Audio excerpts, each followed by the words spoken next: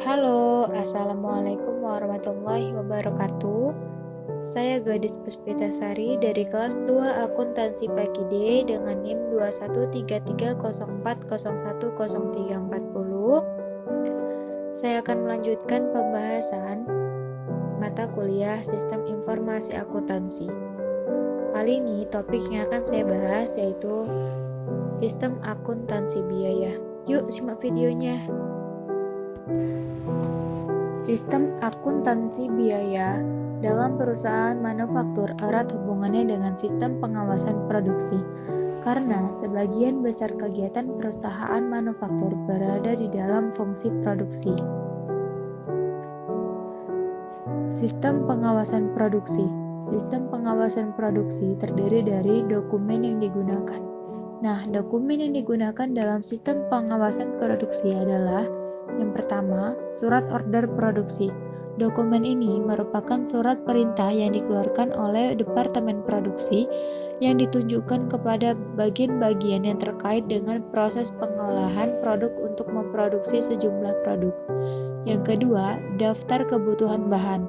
Dokumen ini merupakan daftar jenis dari kuantitas bahan baku yang diperlukan untuk memproduksi produk seperti yang tercantum dalam surat order produksi. Yang ketiga, daftar kegiatan produksi. Dokumen ini merupakan daftar urutan jenis kegiatan dan fasilitas mesin yang diperlukan untuk memproduksi produk seperti yang tercantum dalam surat order produksi. Yang keempat, bukti permintaan dan pengeluaran barang gudang. Merupakan formulir yang digunakan untuk fungsi produksi untuk meminta bahan baku dan bahan penolong untuk memproduksi produk yang tercantum dalam surat order produksi. Yang kelima, bukti pengembalian barang gudang. Dokumen ini merupakan formulir yang digunakan oleh fungsi produksi untuk mengembalikan bahan baku dan bahan penolong ke fungsi gudang. Yang keenam, kartu jam kerja. Dokumen ini digunakan untuk mencatat jam kerja langsung yang dikonsumsi untuk memproduksi jumlah yang tercantum dalam surat order produksi. Yang ketujuh, laporan produk selesai. Nah, laporan produk selesai ini dibuat oleh fungsi produksi untuk memberitahukan selesainya produksi pesanan tertentu kepada fungsi perencanaan dan pengawasan produksi, fungsi gudang, fungsi penjualan, fungsi akuntansi persediaan, dan fungsi akuntansi biaya. Selanjutnya yaitu fungsi yang terkait. Fungsi yang terkait dalam sistem pengawasan produksi terbagi menjadi 5. Yang pertama, fungsi penjualan. Fungsi penjualan bertanggung jawab atas penerimaan order dari pelanggan dan meneruskan order tersebut ke fungsi produksi. Yang kedua, fungsi produksi. Fungsi ini bertanggung jawab atas pembuatan perintah produksi bagi fungsi-fungsi yang ada di bawahnya yang terkait dalam pelaksanaan proses produksi guna memenuhi permintaan produksi dari fungsi penjualan. Yang ketiga, fungsi perencanaan dan pengawasan produksi. Merupakan fungsi staf yang membantu fungsi produksi dalam merencanakan dan mengawali kegiatan produksi. Yang keempat, fungsi gudang. Fungsi gudang bertanggung jawab atas pelayanan permintaan bahan baku, bahan penolong, dan barang yang lain yang digunakan. Yang kelima, fungsi akuntansi biaya. Fungsi akuntansi biaya bertanggung jawab untuk mencatat konsumsi berbagai sumber daya yang digunakan untuk memproduksi pesanan. Selanjutnya, jaringan prosedur yang membentuk sistem. Jaringan prosedur yang membentuk sistem pengawasan produksi terbagi menjadi 4 bagian. Yang pertama, prosedur order produksi. Prosedur order produksi dikeluarkan untuk mengkoordinasi pengelolaan bahan baku menjadi produk jadi. Yang kedua, prosedur permintaan dan pengeluaran barang gudang. Prosedur ini digunakan oleh fungsi produksi untuk meminta bahan baku dari fungsi gudang. Yang ketiga, prosedur pencatatan jam tenaga kerja langsung. Pelaksanaan kegiatan dalam daftar kegiatan produksi memerlukan prosedur pencatatan jam tenaga kerja langsung yang dikonsumsi dalam pengelolaan order produksi yang bersangkutan. Yang keempat, prosedur produk selesai. Prosedur produk selesai ini di order produksi yang telah selesai dikerjakan perlu diserahkan dari fungsi produksi ke fungsi gudang. Informasi yang diperlukan oleh manajemen. Informasi yang digunakan oleh manajemen dari sistem akuntansi biaya adalah yang pertama, order produksi yang belum selesai, yang kedua, order produksi yang telah selesai, yang ketiga, harga pokok produk jadi, yang keempat, harga pokok produk yang masih dalam proses pada saat tertentu, yang kelima, biaya menurut pusat biaya. Selanjutnya yaitu dokumen yang digunakan. Dokumen yang digunakan dalam sistem akuntansi biaya sebagian besar terdiri dari dokumen yang digunakan dalam sistem pengawasan produksi.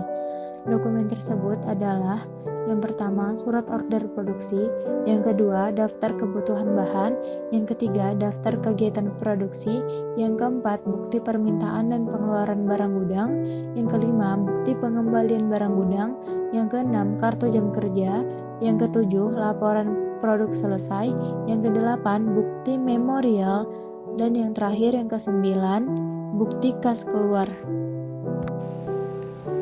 Selanjutnya yaitu catatan akuntansi yang digunakan.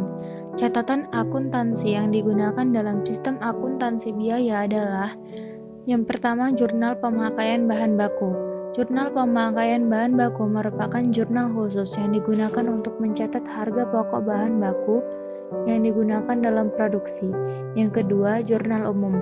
Jurnal umum digunakan untuk mencatat transaksi pembayaran gaji dan upah, penyusutan aset tetap, amortisasi aset tak berwujud, dan terpakainya uang muka biaya. Yang ketiga, register bukti kas keluar. Register bukti kas keluar digunakan untuk mencatat BOP, beban administrasi umum, dan beban pemasaran. Yang keempat, kartu harga pokok produk. Yang kelima, kartu biaya. Kartu biaya yaitu buku pembantu yang merinci beban overhead pabrik, beban administrasi dan umum, dan beban pemasaran. Selanjutnya yaitu unsur pengendalian intern. Unsur pengendalian intern yang seharusnya ada dalam sistem akuntansi biaya dirancang dengan merinci 3 unsur pokok sistem pengendalian intern, yaitu organisasi, sistem otorisasi dan prosedur pencatatan, dan praktik yang sehat. Yang pertama, organisasi. Organisasi terdiri dari 4 bagian. Yang pertama, fungsi pencatat biaya harus terpisah dari fungsi produksi. Yang kedua, fungsi pencatat biaya harus terpisah dari fungsi yang menganggarkan biaya. Yang ketiga, fungsi gudang harus terpisah dari fungsi produksi. Yang keempat, fungsi gudang harus terpisah dari fungsi akuntansi. Selanjutnya, sistem otorisasi dan prosedur pencatatan. Sistem otorisasi dan prosedur pencatatan terbagi menjadi 6 bagian. Yang pertama, surat order produksi diotorisasi oleh kepala fungsi produksi. Yang kedua, bukti permintaan dan pengeluaran barang gudang diotorisasi oleh kepala fungsi produksi yang bersangkutan. Yang ketiga, bukti kas keluar diotorisasi oleh kepala fungsi akuntansi keuangan. Yang keempat, daftar kebutuhan bahan dibuat oleh fungsi perencanaan dan pengawasan produksi dan diotorisasi oleh kepala fungsi produksi. Yang kelima, daftar kegiatan produksi dibuat oleh fungsi perencanaan dan pengawasan produksi dan diotorisasi oleh kepala fungsi produksi. Dan yang terakhir, yang keenam, yaitu kartu jam kerja diotorisasi oleh kepala fungsi produksi yang bersangkutan. Selanjutnya yaitu praktik yang sehat. Praktik yang sehat terbagi menjadi 3 bagian. Yang pertama, surat order produksi, buku permintaan dan pengeluaran barang gudang, buku kas keluar, buku memorial, bernomor urut tercetak dan penggunaannya dipertanggungjawabkan.